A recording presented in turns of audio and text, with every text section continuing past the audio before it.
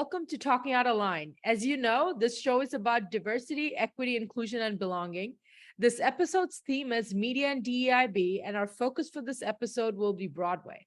Our guest is Aaliyah Jones-Harvey, CEO of Front Row Productions. I'll turn to my co-producer, Aiden, to introduce Aaliyah Jones-Harvey and Front Row Productions to us. So the award-winning producers, Stephen C. Bird and Aaliyah Jones-Harvey, have brought a unique brand of diversity to Broadway and London's West End. Front Row Productions was established to bring major works to Broadway and the West End, featuring diverse cast, creative teams, and management. So in 2008, Bird and Jones-Harvey mounted the first African-American Broadway production of Tennessee Williams' classic Cat on a Hot Tin Roof. Their first Broadway venture became the biggest grossing play on Broadway that season.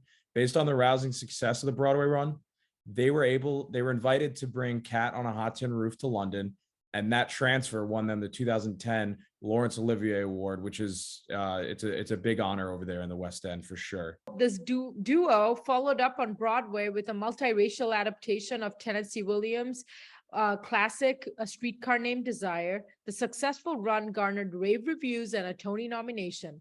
Currently, Front Row Productions is co-producing the musical Ain't Too Proud, The Life and Times of the Temptations. This summer, Get Up, Stand Up, the Bob Marley musical will light up the West End. You know, media is such a big world. There's news, there's Broadway, film, TV, radio, and podcasts. So we'll just give them a sweeping overview on some of these topics. So let's take a look at news. So in news, we'll talk about how people in the US feel about being misunderstood by the media. So how many of you feel in the audience being misunderstood by the media? Apparently, this feeling of misunderstanding affects everyone, but the answers by people greatly depend on age, demographics, yearly income, political views, and religion. Definitely was surprising to me when I was reading through this. No, absolutely. So just check this out, ready? So overall, 59% of Americans believe that news organizations don't quite understand them, while only 37% of Americans feel understood by the media. Is that something you can relate to? Absolutely. And feeling misunderstood by the media, while every race feels the heat on this, all the different races seem to have different views on why they are misunderstood. So let me tell you what the different races feel about being misunderstood. So Black Americans feel the most misunderstood when it comes to the media not understanding their personal characteristics. How many stereotypes have we seen of this in movies and TV shows that we have watched? White Americans, when it comes to political views, feel the most misunderstood. I'm not going to say that I have seen a lot of representation of this on TV and film, but I'm surely going to watch out for it from now on. Hispanic Americans feel the most misunderstood when it comes to personal interest. All right, so these different people, though, agree on one thing, that they're being misunderstood on media's view of their social and economic class. Yeah, so, well, that's news. Media so broad. Let's take a look at films, right? So in 2015 and 2016, Oscars were predominantly run by white males to the point where there were no people of color nominated in the 20 different acting nominations. So the public was enraged and called out the Academy, pushing them to become a more inclusive industry. So in 2022, a study by UCLA pointed out the progress that has been made within the 6 years, women representing 47% of the film leads and 42% of the actors. Both women and people of color make up about 30% of directors and 32% of screenwriters. The Academy is working on their representation and inclusion standards for the 2024 awards. Only films with either a lead actor from an unrepresented group or at least 30% of the rest of the cast being from 2 or more underrepresented groups will be able to qualify. So there's a lot more work to be done, but I think this is good progress and definitely a step in the right direction. Yeah, sounds like it. And I'm glad that they're putting some parameters on things that they need to do in the industry to make it more diverse. Many directors of blockbuster films have been trying to push for diversity as well in the recent years. I'm sure you guys know of Jordan Peele, who have directed movies such as Get Out and Us, who has been pushing the public to join the conversation on race in each of his films and commenting on how he's completely unafraid to comment on race. We need more of that. Greta Gerwig is the director behind the amazing film Lady Bird. Gerwig has set an example for all female directors in Hollywood pushing for equality. In an interview for Time, she said, "You look forward to the day where it doesn't mean anything. which really refers to her feelings towards how she really doesn't want to be seen as a female director. She merely just wants to be seen as a director who's doing a good job. Yeah, those are two brilliant filmmakers. So again, transitioning, let's go to Broadway. Pre-COVID-19 in 2018 and 19, a study was made on funding of Broadway, revealing how predominantly white institutions received $150 million in funding, while theaters of color received $12.5 million. Out of this, only 21 million come from the government funding. The rest came from private foundations. So white actors took 67.5% of all roles in Broadway. That's kind of crazy, if you ask me. 100% of the artistic directors were white. That's also crazy. 93.8% of all directors in Broadway were all white. It continues. In an interview by CBS News, though, Santiago Hudson spoke about how good it felt that there's more inclusion in Broadway and things are moving in a better direction, and how good it was to see African-American actors and directors finally having a voice in Broadway. I'm very pleased that the theater owners recognize that they have to do something differently, Santiago Hudson said. Diversity is the way things look. Inclusion is an attitude. It's the way things happen. And I would like to add, through my own research, Fadia Nordvit, that I really feel that the next step is belonging, and to create a sense of belonging for African-American actors and other minority actors in a field that is predominantly white like Broadway. And here's the good news, though. 2021 was seen as one of the most diverse years in Broadway, with 7 plays being produced or written by African Americans and makers in the fall season. So it's definitely trending in the right direction. Yes, but while it's trending in the right direction, the inclusion of people of color and different cultural backgrounds is something in the works of changing. It's not quite moving fast enough. COVID helped to start this movement, but there's still a lot more work to do in order to get the change Broadway needs to become a more inclusive community. And here's for our guest on this episode, drum rolls for Aaliyah Jones Harvey from Front Row Productions. And thank you so much for being with us.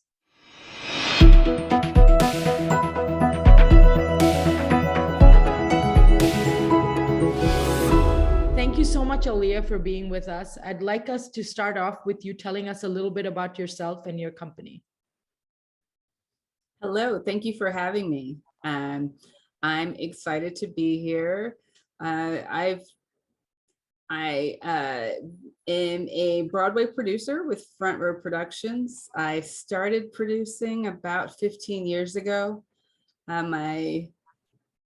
My fortuitous moment that happened was a mentor of mine from business school called and asked me if I wanted to join him on an all-Black production of Cat on a Hot Tin Roof, which meant transitioning from the hedge fund space that I'd been in to raising money for theatrical production. So I knew very little about theatrical productions, more about raising money. And so, you know, that was the beginning of our journey that we are still on. Sounds exciting. Switch from hedge fund to Broadway. I wish I can make that switch sometime in my career. Please give us some highlights of your work and your company's work. We would love to know a little bit about sort of what has been your journey, as you said, throughout the years of the 15 years of your production work. Sure. I mean, well, you know, there's nothing like the first time, and the first production was Cat on a Hot Tin Roof. We did an all-Black production of Tennessee Williams' work for the first time on Broadway, and this is back in it took 2 years to put the project together, and then in 2008 it opened on Broadway. It was an amazing production, starring James Earl Jones and Phylicia Rashad and Anika Noni Rose and Terrence Howard. And a full ensemble cast with them. It was the first time that, you know, a classic of Tennessee Williams' work had been done that way. And what we celebrated from that production is that it was the biggest grossing play on Broadway that season. And I think, you know, my producing partner and I stood at the back of the theater pinching ourselves that it went so well. And it was the catalyst for us to keep going. And, you know, following that production, we were invited to London to present there. I remember moving over to London and all of the excitement of, you know, kind of relocating my life for that 12-month period to put up the show in London. And as predicted, the show was as well received in the UK as it was on Broadway, on the West End. It was a show that new audiences were flocking to, which is something that we also experienced on Broadway. We had a study done and 78% of the ticket buyers were new to the West End, which, you know, at the time we thought that this was a phenomenon and something that producers were not necessarily considering. That there were audiences that were hungry for theater, but didn't necessarily see themselves on the stage.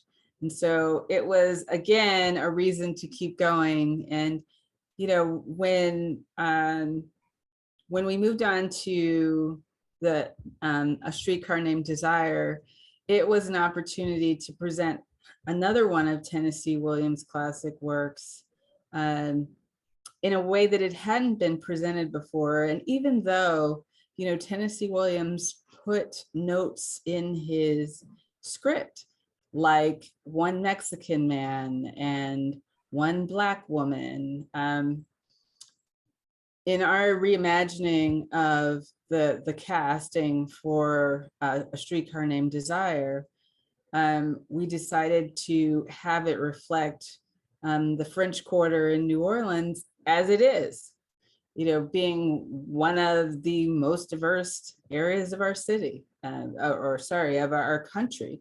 And so we celebrated the fact that that production was so diverse. It was really, I feel like it was Streetcar the way it should have always been presented, but it was a non-traditionally cast production of A Streetcar Named Desire.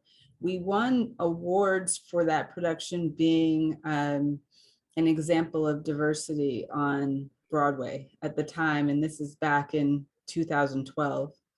We went on to do several more classic works with non-traditional casting, including The Trip to Bountiful, starring Cicely Tyson, and she came to Broadway after 30 years to do that production.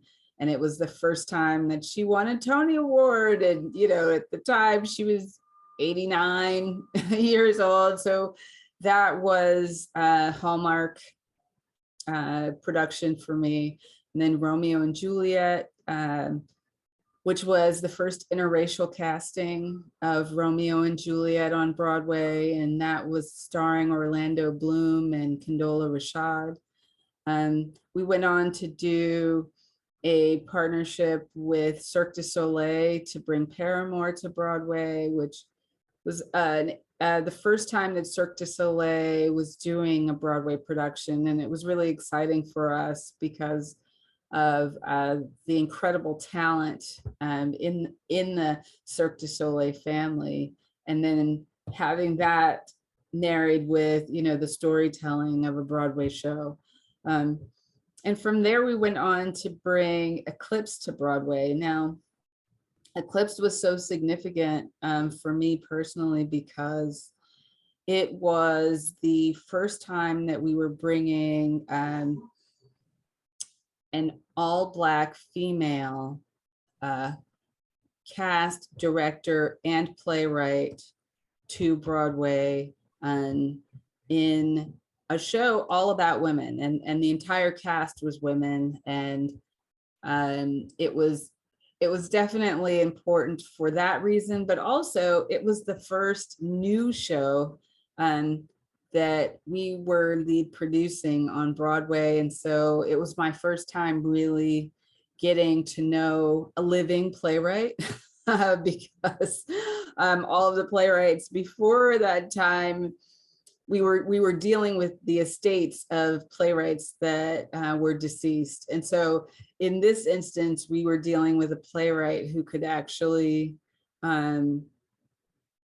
make changes to the script and adapt for being in a bigger theater. We started with a partnership with the Public Theater and working on it in the off-Broadway space before moving it to Broadway. And so that was really a learning experience and an opportunity to understand how plays are developed. And then moving from Eclipsed back into the revival space, Iceman Cometh with Denzel Washington and George C. Wolfe directing. And that was a non-traditionally cast version of Eugene O'Neill's classic play. And from there, we moved to a new work, American Son, that was traditionally cast with Kerry Washington starring in that play. And more recently, Ain't Too Proud, The Life and Times of the Temptations was a new musical that we brought to Broadway. And now it is touring. And then the more recent productions on the West End, including Get Up, Stand Up, the Bob Marley musical, and MJ on Broadway. Quite the whole list of offerings, and it brings to mind so many questions that you have touched upon that I'm sure I and the viewers would like to know more about. So one of the things that you said that really interests me is the thing that you said that Streetcar Named Desire was traditionally supposed to be in a diverse environment, but it just wasn't made like that. And you guys, in a way, like brought out the spirit of how it was meant to be all along. And recently I was going through one of my classes where I was teaching on movies and films and representation. And I was thinking of Notting Hill with Julia Roberts and Hugh Grant. That movie is set in Notting Hill, which is a very, very diverse part of the UK. However, in the movie Notting Hill, the only time you saw, I think the only scene that had a Black character was when they showed a doorman opening a hotel door for Julia Roberts or something like that. So they had sort of taken out the whole spirit and reality of Notting Hill out of the whole movie by whitewashing it. So just generally speaking, how do you guys deal with sort of the questions and around how do we create a reality which in a way is called untraditional? However, if you look at it, for example, like the example of Streetcar Named Desire, you're essentially just showing us how it was meant to be. How do you make sense of that? I guess it's a well, bit of a question, but I think you get what I'm saying. Well, I think that even with our first production, Cat on a Hot Tin Roof, and Debbie Allen was our leader. She was our director for that production. And she really helped us understand that through her research process, she didn't need to change many lines in the script. She changed 8 lines in the script for it to be a Black Pollitt family as opposed to a white Pollitt family. And for A Streetcar Named Desire, it was a very similar process. There was research done by our team early on to understand what Tennessee Williams was immersed in while he was writing this play. Who who is Blanche? Where does she come from?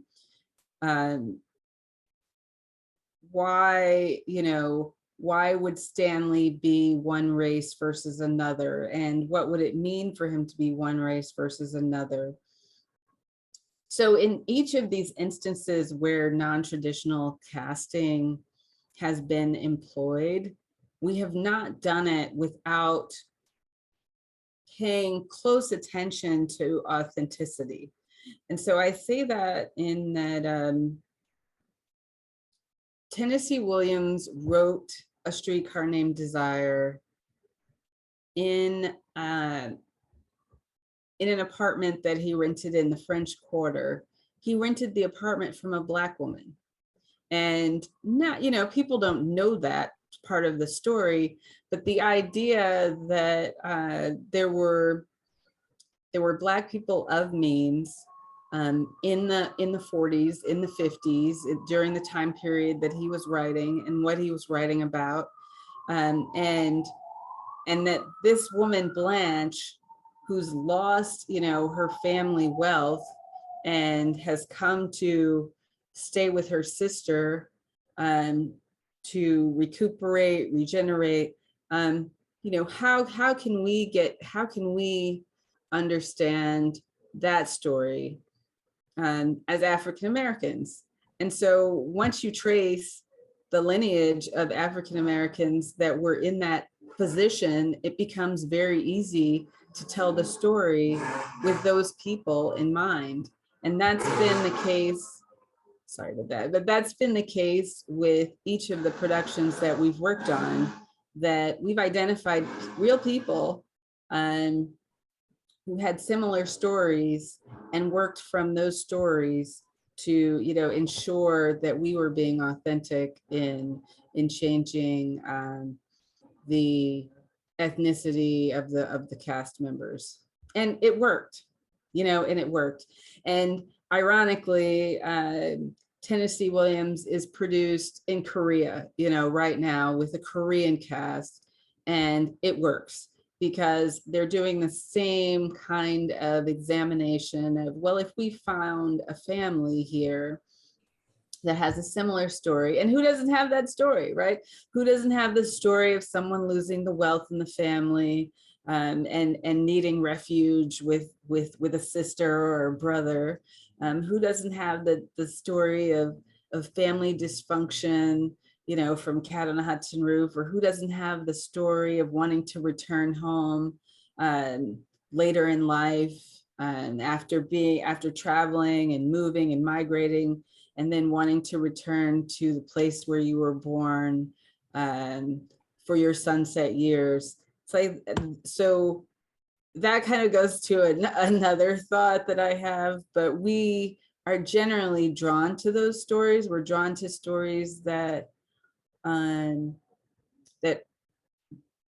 transcend race, because we all have these similarities in our human experience.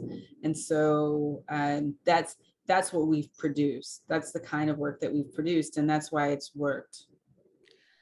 What has been your experience in the reception of the estates when you have approached them in wanting to buy them for an all-Black representation in Broadway? Like, has there been any pushback, or what has been some experiences, positive and negative, of that? Both. So we've gotten positive response from some of the estates. Some estates have specifically said no. They don't want their plays presented with non-traditional casting, and so we move on. We move on to another title. There aren't enough days for me to do every play that exists on Broadway. And so finding one that works for us and that works for the estates, or that works for the playwright, is very important in terms of, the amount of time that I have to produce the work, raise the money. And oftentimes people ask, what is producing? And I often compare it to being the CEO of a startup business. And so I'm married to whatever production I devote my time to for years. And Right. it's not a decision that I can take on lightly, because I know that, at the first production, I might not have known that. The first production, I jumped in, and then it took 2 years and I couldn't believe it. And, then I'm pinching myself backstage. But after that, I knew that, oh, this is a process. I'm going to be living with this story. I'm going to be living with this director. I'm going to be living with these cast members. I'm going to be living with the theater that the play is presented in. I'm going to be living with all of the creative team, and so I'm living with the entire company for years. And so it's not a decision that's taken lightly. But we have gotten pushback, unfortunately, because I feel like it's a shame that the estate for a playwright would think that a play can only be presented one way. I fully agree with you. Especially when you want to see existing work. If you're going to see something you saw before, don't you want to see a new interpretation of it? And so I feel like, it's a very limited view to think that work shouldn't be explored by people who might not have been traditionally defined as the purveyors of that work. But if it speaks to a group of people, why not let them examine it? Couldn't agree with you more, but I guess that is sort of what sets apart. I mean, I hate to bring in politics to it, but our country is divided when it comes to ideas on representation, to say the least. So the Right. United States of America is 50% one way and 50% the other way. So I guess the estates in Broadway are working similarly. Some people are okay with trying out new combinations and having what you said, the idea of some universal stories that run across any kind of identity. And on the other hand, you have folks who just really want to preserve a one way of storytelling, which I mean, I certainly don't align with that method, because I feel like it does injustice to even the storyteller themselves, because the story could be so much more and it could live on into the different generations, into different communities. There's just so much that could happen with that. But I guess for some people that it just doesn't work like that.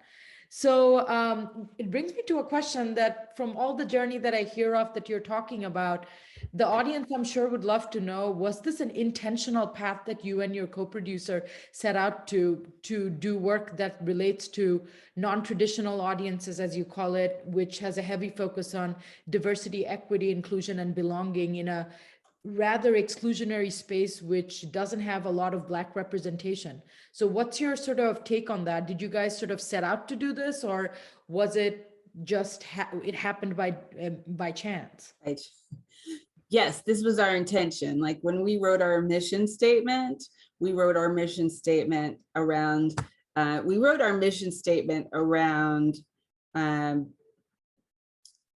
featuring cast members of color, featuring talent of color on the stage and backstage. And we didn't know what that meant at the time, honestly speaking. We thought, oh, if we present more work featuring Black people on stage, featuring people of color on stage, that we've done our job. And once we got into the theater, and this was evident with the first production, once we got in the theater and realized that backstage needed more work than on stage, then our mission expanded. And really, it expanded because the advertising agency, when we sat down at the table with the advertising agency, we were the only people of color at the table. When we sat down with the lawyers, we were the only people of color at the table. And I'm saying myself and my producing partner. and and we're putting on a show that's supposed to be attracting audiences of color to the theater. And so, you know, it was a little disheartening that all of the advertising agencies with any expertise in marketing Broadway shows didn't have that diversity.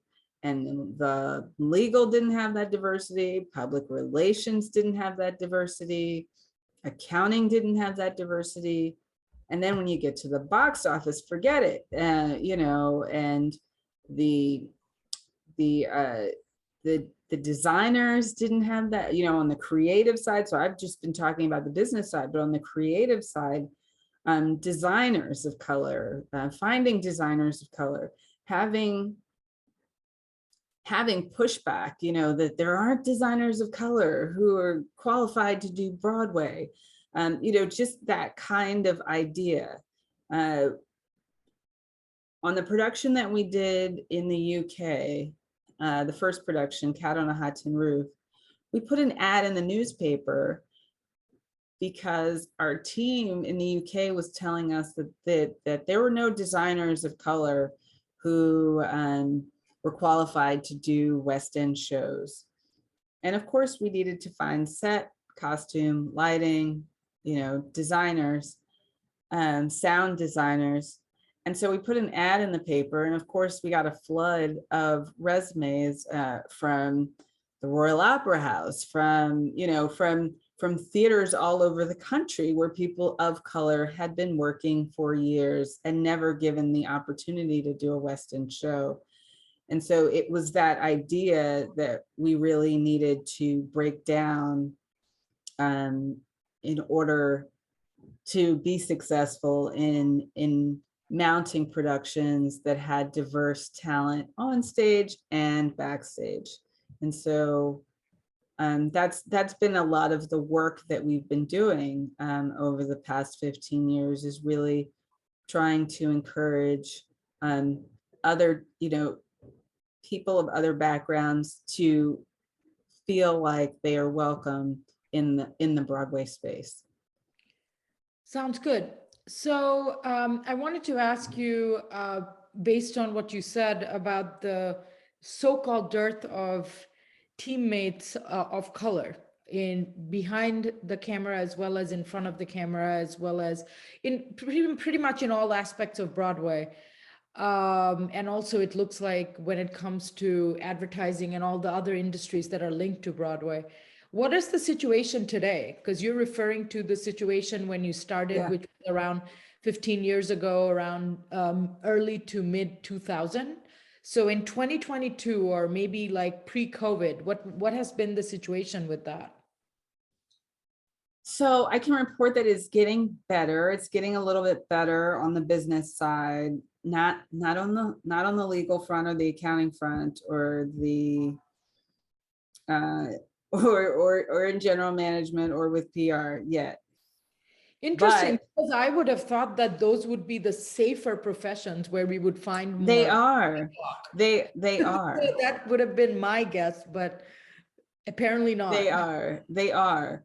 But you know, you're dealing with you're dealing with an industry where relationships are key, and so breaking into the industry is as challenging as it is to maintain a presence, because you know, each show, as I said, is a startup, and so the startups are either long running, they're either highly successful and they're running forever, or you know, for years at a time, or they're very short runs, and you've got to move on to the next startup. And so, you know, for a general manager, it's not very easy to hang your shingle without having credits already. And so you've got to go into a general management office that's already up and running and get those credits. And so what I'm encouraged by is, coming out of the pandemic, there have been a number of initiatives that have been set in motion to make these kinds of systemic changes. And so most of the general management offices have now allotted space for people to come in and train with them, people of color to come in and train with them, so that when we have this conversation in 10 years, it will be a different conversation. Casting directors, the first casting director of color has just hung his shingle in the last 2 years. Wow. First, I mean, so it's that kind of, and it's that kind of evolution that's happening very, very slowly. But I'm excited to say that there is some progress that's happening.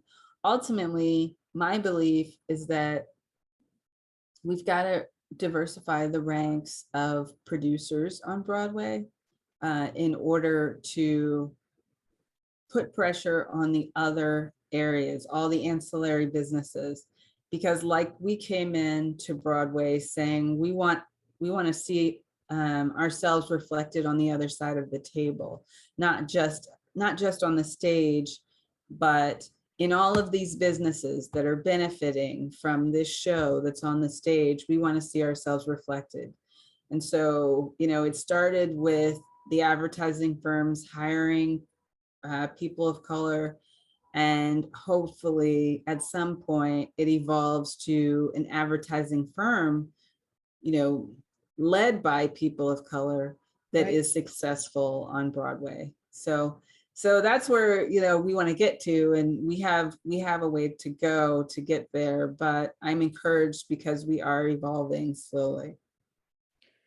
Thank you. So we have spoken about overall your background, and tell us a little bit about the unique challenges that you think Broadway faces for specifically around issues of DEIB, diversity, equity, inclusion, and belonging. We know systemically there's lots of overlap, and we will be coming back to that in a little bit. But overall, if someone said specifically something that you feel is there in Broadway, what do you think it would be? So I think it's interesting because Broadway is an industry that prides itself on inclusion. And so we pride ourselves on being the space for people that might be marginalized anywhere else. And so for Broadway to then be challenged, I think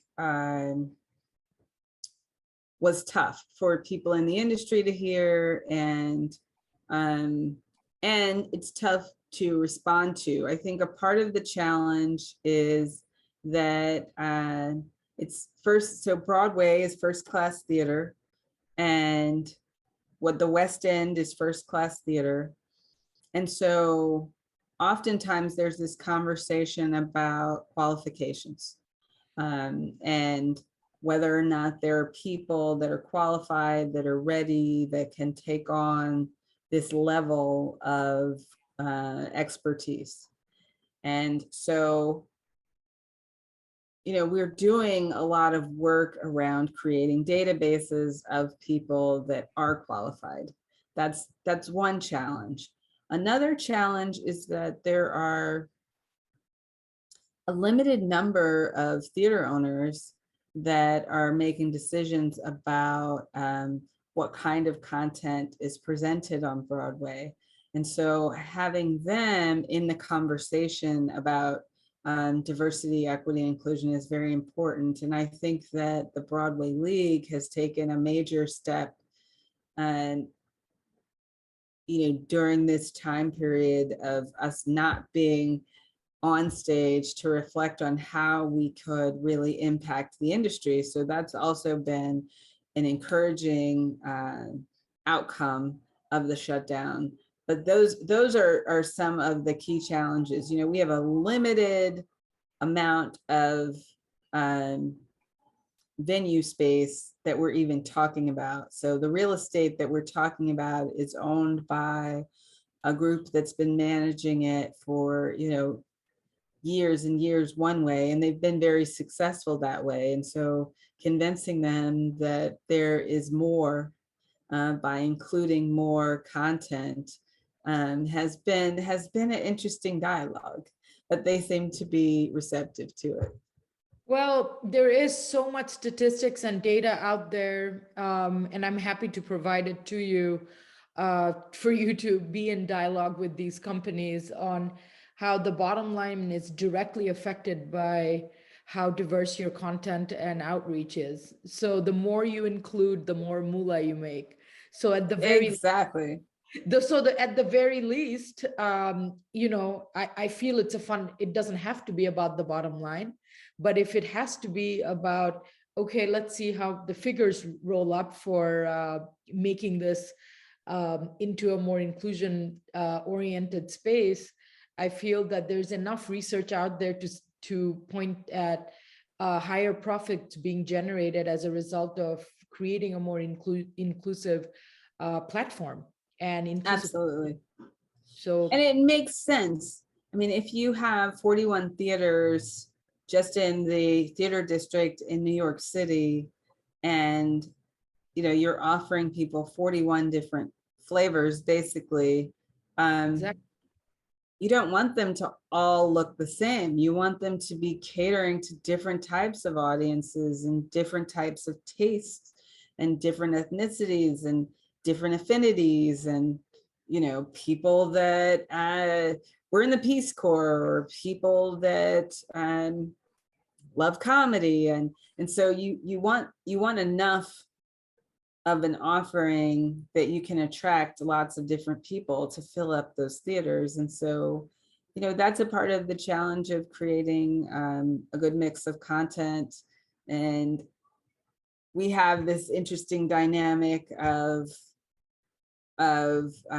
presenting to the theater owners, pitching them on our concepts and having them try to make decisions about what a season will include.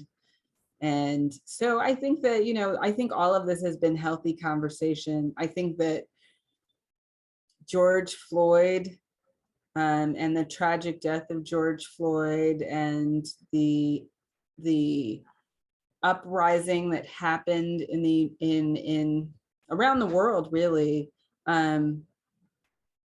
took the theater industry leap years forward in a conversation that had been going on for years. I mean, we've been in the industry for years, and in the last year and a half, exponential difference in how we're having conversations, even about content, about the workplace, about how people are treated in the workplace, about diversifying all of the different agencies and companies, about creating opportunity for people that traditionally weren't welcome or had a more challenging time getting a foot in the door. So it's been quantum leap forward in the last year. So you brought up the word diversity, which is obviously part of this show, but I wanted to focus a little bit about some advice you would want to give newbies who want to break into your industry from any historically marginalized group. And moving beyond diversity, it seems like, Aliyah, you're brave because you came into the industry where you had to fight for an identity and create a stability for yourself that around creating Black narratives that just simply didn't exist and in the Broadway. But how do you go, not only the advice you'd want to give newbies on how do you actually come in and break in, but also what are the things that you think newbies need to do to create inclusion for themselves and belonging for themselves in Broadway, so that they don't feel like, all right, we broke in, we're here we got a break and people don't treat us so well, so we just need to leave because this is not really for us. So what is your advice on that to create diversity, inclusion, and belonging in Broadway for newbies? Well, I think that a part of that quantum leap forward over the last year was several organizations that have been established as support structure for all of these changes that are coming about. I tell anyone that's interested in Broadway to connect with the Broadway League, and particularly if you're interested in producing, if you're interested in bringing work to Broadway yourself, connect with the Broadway League. The Broadway League is the trade organization for producers and stage and general managers and theater owners. And it is the organization that is responsible for a lot of the education work that goes on around Broadway. And it's also a community that you will immediately be connected to. But then there's several other communities. There's the Broadway Advocacy Coalition, which is a really awesome group that is an umbrella for several organizations. I mean, there's an organization now for just about anything you can think of. There's an organization called Muse that is specifically focused on getting music directors of color and women, in the pits, under the stage where traditionally the orchestra is performing in a musical. And believe it or not, that's another area that we need to diversify, because of course it's all traditionally been very homogeneous, all white men. And so now there's a lot of focus on how do we diversify every aspect of this industry. And so there are groups that are specifically targeting each area. And I would say if you have an interest in any one area, there's a group that is the group you should connect to. Feel free to reach out to me through our website or through, through my social or any method like that you want to use. I'm oftentimes hard to reach, but you can keep doing it, because if you say to me, I'm trying to break in, I can give you advice about where to go. And I'm usually pretty good about doing that. For people that have ideas for shows, they often come to me and say, what should I do next? If there's nothing written on paper, you don't own intellectual property. You've just got an idea. So you've got to be really careful at that stage. And my advice at that point is that you need to start talking to writers. Because ultimately, once you have that intellectual property, once you have something written on the page, then you can secure the rights to produce that on Broadway, to bring that to the stage. And so oftentimes I'm giving that advice to people that are interested in coming to Broadway. I'm saying, okay, let's step back and find a playwright who can help you put that idea on paper. And that'll be the first step. Otherwise, if you are locally interested in theater, there's a theater community around you that you can connect to locally that has a lot of information about what they have experienced. And ultimately you can get information from them about what your next step should be. If you're thinking about theater and you're at the point of deciding about school, there are many schools that are considered to be great places to go to learn the craft and to learn theater management. And I would say in that case, connect to the American Theater Wing. The American Theater Wing has been a resource for students all over the world that have an interest in one day getting to Broadway. And so scholarship programs, grant programs, educational programs, all to help individuals that are thinking about their next step in the theater, and how to elevate their game in the theater. Often the American Theater Wing has been instrumental in making that happen. Thank you.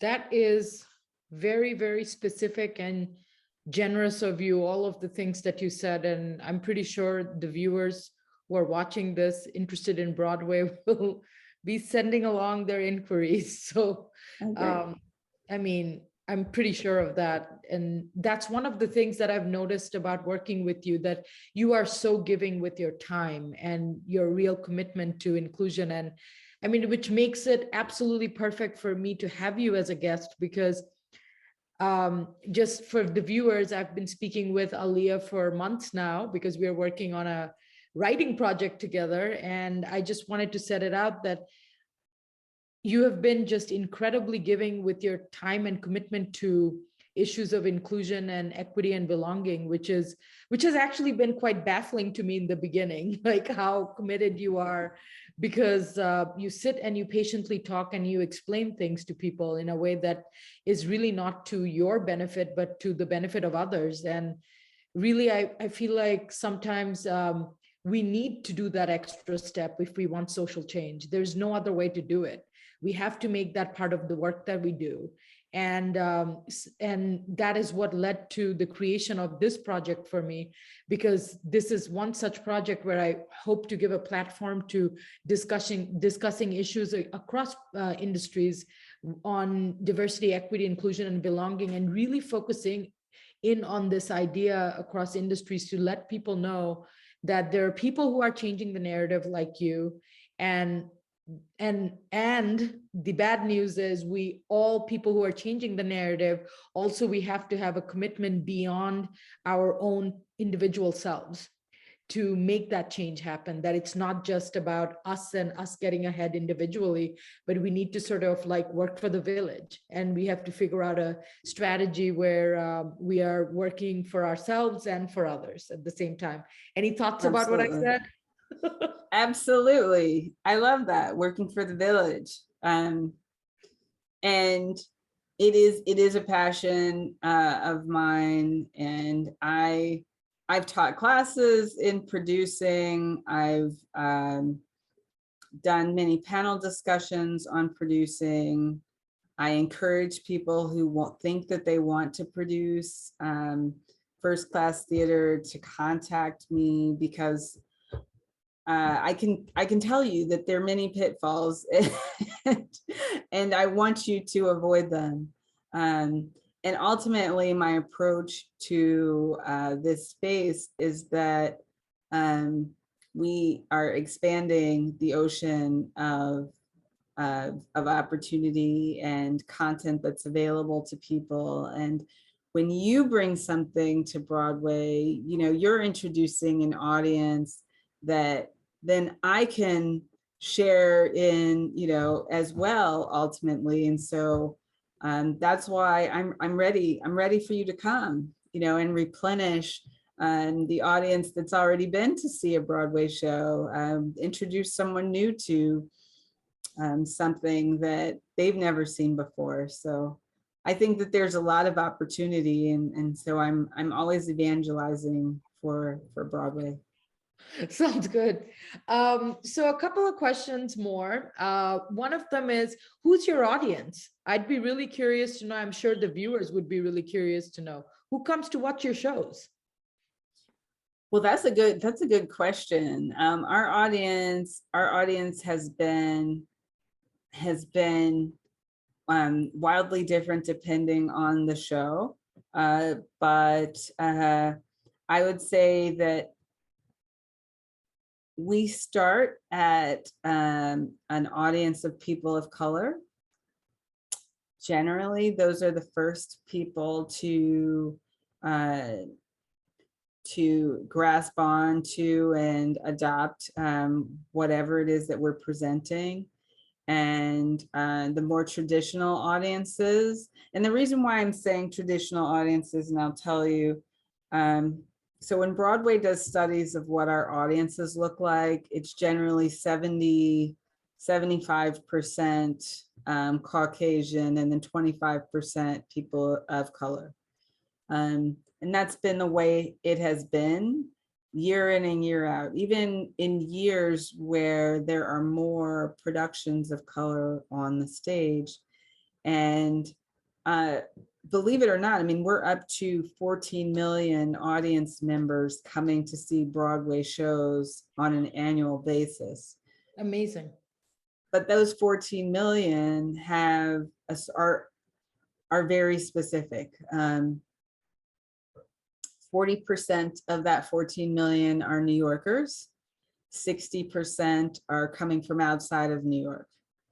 And that may mean that they're coming in internationally, or that may mean that they're coming from other states in the US, or, you know, and then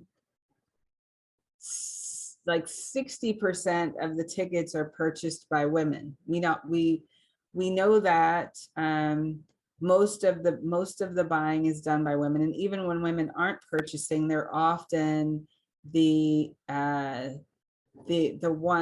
catalyst for the purchase. They're often the one who's saying we should go see a show, and then following through with getting those tickets purchased for the show.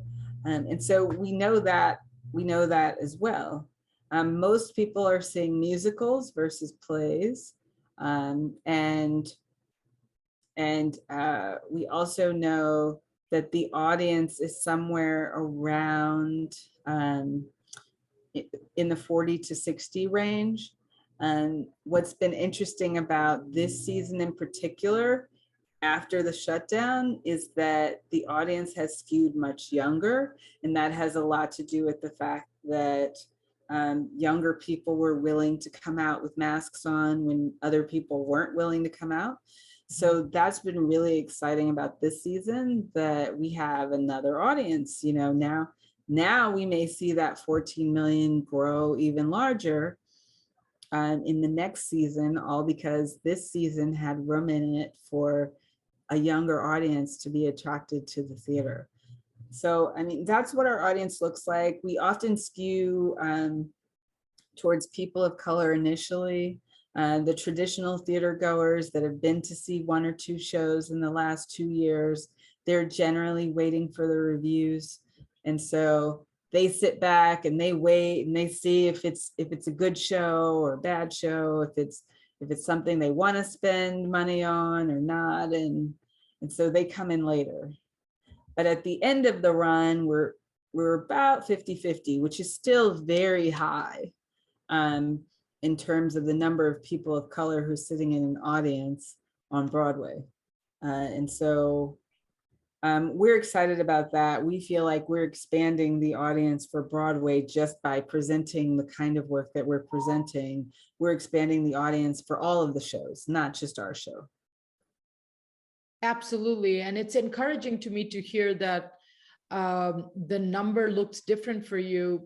However, it's also, to me, and correct me if I'm wrong, the way I'm looking at it is that 50% viewership of Caucasian audiences is also a very good sign for folks who would not want to back you and your untraditional productions up, where you can show them the figures that, look, 50% of our houses are filled with Caucasians who are enjoying our narrative and who want to see our narrative, because the narrative is not so much out there. So it's a win-win in a way, in both cases, at least from my perspective. Yeah, and you think about the fact that everybody in the world was looking at stories being told one way. Yep. For 100 years.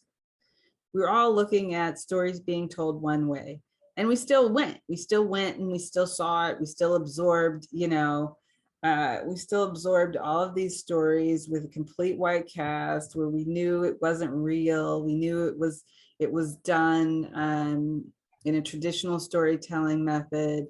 And so now I think that audiences are just being challenged to reimagine, that they're probably gaining more information with this kind of presentation that just attempts to be a little more authentic than what they saw before. And so it's an opportunity. Yeah, and talking to you makes me sort of reflect in my own profession of being in academia, where us academics are always saying to each other that our profession moves really slowly. But when you talk to people from all industries, the real thing that I'm learning through this show is that every industry moves slowly. Trailblazers are the ones that don't move slowly. These are the folks that move fast within slow industries. So I think we all need to keep that in mind, since this show covers people from multiple industries, that the more I talk to people, the more I realize everyone is saying the same thing, that our field moves slowly. And I believe you, and I believe me when I say that academia moves slowly. But the people who are, which just points out to the fact that fields can move slowly, but the work that you're doing, the work that I'm doing, and the work that people who want social change are doing, we just need to work at the pace that we do to move through a slow institution. And hopefully it's going to change. And some of it is changing, as you're saying, for the better. And yeah, so it's always interesting to hear that. So what are some of your upcoming projects to leave our viewers with, so that we can follow your work, and where can we go to follow your work, keep in touch, know more about what's going on with Front Row Productions and you? Oh, that's great. I would say the thing that we're developing right now that I'm most excited about is an adaptation from the original play and the film of Black Orpheus. And for those who are not familiar with it, the film was a 1959 phenomenon that went on to win the Palme d'Or at the Cannes Film Festival, the Academy Award, the BAFTA Award in the UK. It was celebrated around the world, ushered in the bossa nova and samba movement, introduced Rio and Carnival and all of the grandeur and beauty and dance and song and music of Carnival to the world stage for the first time. And what was so unique, of course, for me about us looking at this adaptation is that the play was the first time that Black Brazilians were featured on stage. And so, of course, it's something that resonated with, the mission that I have for what I'm doing on Broadway. And so it's been an exciting journey. And we're now developing that so that we can bring that to Broadway. Really the first Brazilian musical to come to Broadway since there was a review called Oba Oba back in the early 80s. Wow. And Broadway is full of audiences that are interested in new work that exposes edutainment, as my producing partner often says, exposes them to something new and is lively and entertaining. And so a love story that takes place during Carnival in Rio is the centerpiece of our next production. So Black Orpheus is something that is on the horizon. And to learn more about what we're doing and what we're working on and what we're presenting next, you can visit our website at frontrowprd.com. No, I spelled that wrong. At frontrowprod, like Front Row Productions. So frontrowprod.com. Or you can see on social media, you can see our pages on social media at Access Front Row. Sounds good. Thank you so much, Aaliyah, to take some time out of your very, very busy schedule and filling us in about the things related to Broadway and inclusion that I feel like every time I talk to you, I feel like I learn so much more about an industry. And It was fascinating to hear about your audience breakdown because it sort of gave me a very different perspective on it. And it was also really, really interesting about the way in which, I've known about your work with the Black Orpheus, but I didn't know specifically historically the significance of it in Brazil and being the first production which featured Black Brazilians. And of course, that would only make sense that Front Row Productions would be bringing that into the Broadway and hopefully the West End audience. So it just goes perfectly well in alignment with your mission. And I wish you guys luck with that. And I will certainly be there to watch it with my family. So thank you again. And yeah, be well. Thank you. Thank you so much for having me. Thank you.